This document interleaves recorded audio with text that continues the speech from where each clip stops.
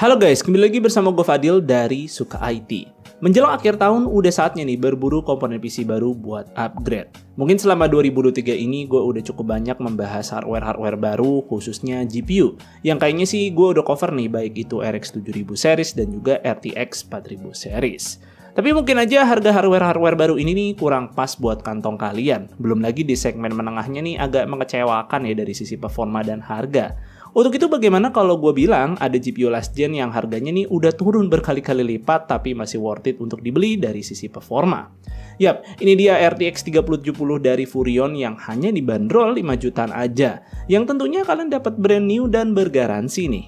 Cuman kayaknya kalian harus buru-buru soalnya gue liat nih stoknya di marketplace udah nggak begitu banyak. Bahkan RTX 3070 baru pun dari brand lain udah sangat langka, bahkan udah nggak eksis. Jadi Furrion RTX 3070 nih udah kayak macam harta karun sih.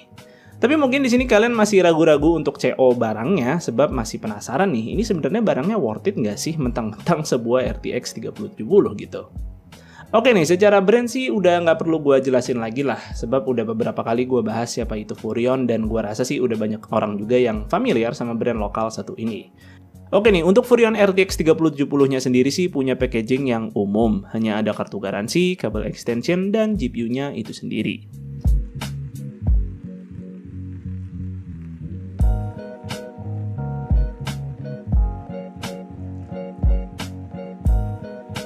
Kemudian secara desain di sini bisa lihat menggunakan desain dual fan, tapi menurut gue secara dimensi sih ini tidak terlalu compact tapi juga tidak terlalu bongsor. Sebab ini heatsinknya kelihatan cukup tebal, bahkan ukuran fan-nya pun cukup besar nih untuk sebuah GPU dual fan. Namun secara ukuran tentu tidak selebar GPU dual fan varian flagship seperti misalnya Gaming X. Oke, kita cukup tahu nih kalau GPU Furrion itu rebatch dari sebuah OEM, tapi secara build quality gue rasa tidak pernah mengecewakan nih. Dan ini selalu gue sampaikan ketika gue review RTX 2060 Super mereka, lalu RTX 3060, dan termasuk si RTX 3070 ini.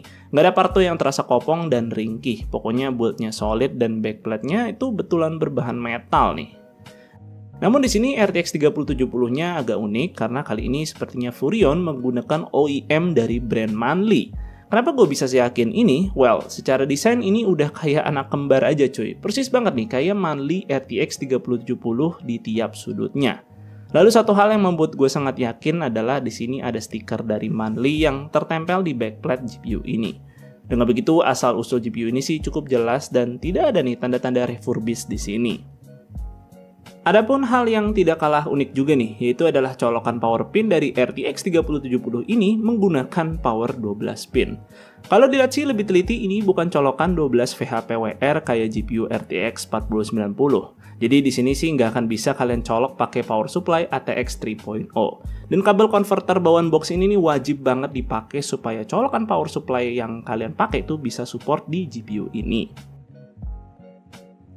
Anyway, colokan 12 pin seperti ini tuh sebenarnya digunakan juga oleh RTX 3070 Founders Edition, yang mana ini mungkin menandakan kalau PCB yang digunakan oleh RTX 3070 ini sama dengan varian Founders Edition dari Nvidia. Nah, untuk fitur-fitur lain sih seperti LED RGB kalian nggak akan dapetin di GPU ini, dan untuk jumlah port juga selayaknya ya GPU RTX 3000 series pada umumnya. Oke, sekarang gimana nih soal performa dari RTX 3070 ini? Gue akan coba tes pada beberapa software content creation dan juga video games bersamaan dengan fitur ray tracing-nya. Untuk membanding, gue akan masukkan RTX 3060 12GB karena saat ini sih punya harga jual yang mirip-mirip ya. Serta sebagai pemanis nih akan gue tambahkan juga data dari RTX 4060 Ti 8GB. Hanya saja waktu itu sih gue tes pakai CPU yang berbeda dan gak bisa gue tes ulang lagi karena barangnya udah gue balikin ke brand yang bersangkutan. Oke nih, ini dia spek lengkap sistem yang akan gue pakai tes si RTX 3070 ini.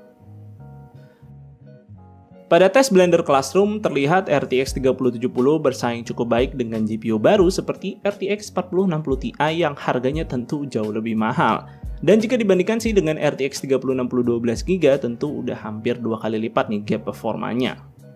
Kemudian lanjut nih ke tes AI yang mungkin tes seperti ini akan gue mulai sering-sering masukin sih. Dan kalian coba komen aja tes AI seperti ini akan jadi pertimbangan nggak sih buat kalian untuk beli GPU ini atau enggak. Anyway, pada tes ini sih RTX 3070 unggul tipis nih dari RTX 3060 12GB dan sedikit di bawah si RTX 4060 Ti. Dan untuk VRAM 8GB dari 3070 juga tidak menunjukkan masalah pada TSE-AI ini selama sih generate image-nya di resolusi yang nggak gede-gede amat. Nah, akhirnya kita masuk ke video games yang di sini kalian bisa lihat performanya pada resolusi 1080p dan juga 1440p. Lalu sekali lagi gue ingin sampaikan kalau 4060 Ti di sini hanya sebagai pemanis aja sebab gue ambil datanya nih dari video-video gue sebelumnya. Yang waktu itu sih gue tes pakai CPU berbeda dan gak sempet gue tes ulang lagi karena barangnya udah gue balikin. Ya setidaknya sih sedikit menggambarkan lah posisi performa si RTX 3070 dan segmen-segmen GPU di harga yang mirip-mirip.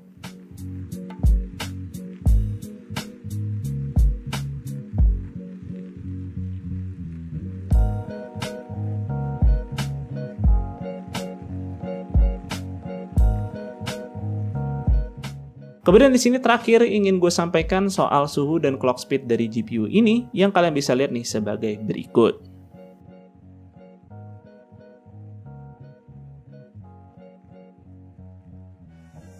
Oh iya nih, ada satu hal lagi yang perlu gue sampaikan ke kalian juga karena di sini gue temukan kalau GPU ini tidak memiliki fitur fan stop. Jadi pada posisi idle di suhu rendah sekalipun fan-nya akan tetap berputar. Ya, bisa dibilang sih buat harga 5 jutaan dapat RTX 3070 baru udah nggak ada obeng sih. Dan kayaknya udah nggak perlu dimendang-mendingin lagi karena buat harga segitu kalian cuma dapetin opsi GPU Nvidia lain tuh kayak RTX 3060 12GB dan juga RTX 4060 polos.